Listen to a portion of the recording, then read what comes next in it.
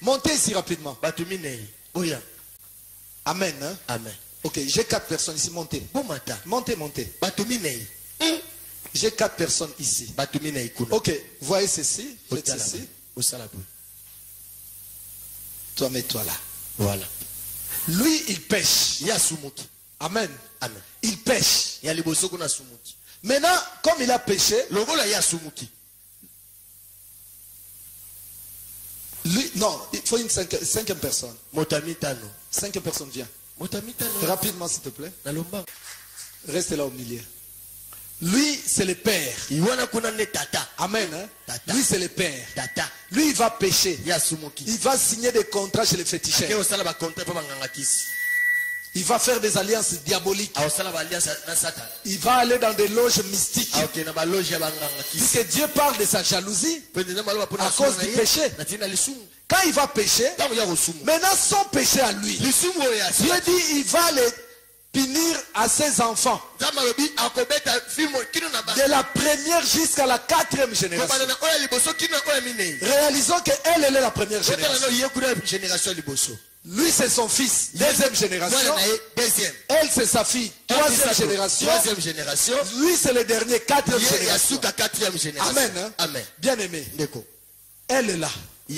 Est-ce qu'elle a la chance vraiment de connaître ce monsieur? Puisque lui déjà, lui il est son coco. Amen. Hein? Amen. Elle, pour connaître les coco, ça devient un peu compliqué. Hein? Amen. Amen. Lui là, surtout dans notre génération là, il n'a aucune chance de le connaître. Amen. Amen. Mais dans sa vie, il va vivre des choses mystiques. Rien ne marche dans sa vie. Il va commencer à chercher à gauche, à droite. Mais pourquoi les choses ne marchent pas? Il va aller dans des églises. Ça ne marche pas. Bien aimé, le problème c'est quoi? La vie qu'il est en train de vivre, c'est à cause de lui. Est-ce que lui il peut même suspecter que ce monsieur-là avait des problèmes? Puisqu'il ne l'a jamais connu. Là ce n'est pas Satan qui parle. C'est Dieu qui parle. Que le péché de ce monsieur vont descendre. La punition va descendre jusqu'à lui. Combien de générations, mes bien-aimés? 4 générations après lui. Mais la punition descend jusqu'à lui. C'est pour ça que Dieu nous dit, si mon peuple souffre, c'est parce qu'il lui manque la connaissance. Mais le jour que vous connaîtrez la vérité vous affranchira. Voyez encore, bien aimé.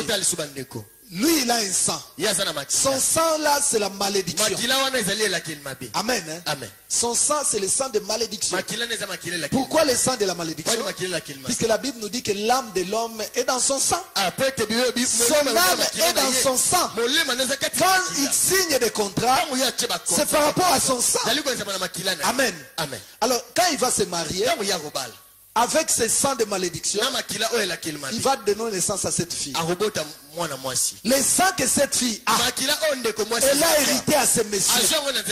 C'est ce qui fait qu'elle puisse lui ressembler. Mais le sang qu'elle a là, c'est le sang du monsieur qui est maudit. Dans sa vie, elle va commencer à trouver des choses bizarres. J'anticipe un peu, comme Géasi. Quand on l'a maudit par Élisée, Élisée lui a dit, la lèpre va s'attacher à toi et à toute ta descendance. Donc cela veut dire, lui, si tu es de sa lignée, automatiquement tu es lépreux. Même si tu es pasteur, tu es lépreux automatiquement. C'est pour ça moi j'ai dit, même moi en tant que pasteur, il y a certains domaines de ma vie, je continue à chercher la délivrance. Amen. Amen.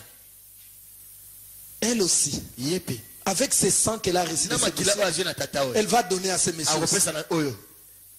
Elle aussi, elle va hériter ce sang. Lui aussi, il va hériter ce sang. Vous comprenez, mes chers amis? Donc l'héritage maléfique, ça traverse des générations. Ça traverse des générations. Il faut que Dieu puisse te révéler. Et je te dis que Dieu a la capacité de te révéler ta vie avant même ta naissance. Dieu peut te révéler ton histoire avant ta naissance. Maintenant même que je suis venu à Kinshasa. J'ai enseigné le même message. J'ai vu des femmes qui m'ont témoigné que Dieu a révélé. Pasteur, j'ai vu ça avant ma naissance. Le Seigneur m'a montré un film et il m'a dit, l'enfant que tu vois là, c'était toi. Bien aimé, Dieu est capable. Quand Dieu nous dit, Jérémie 33:3, invoque-moi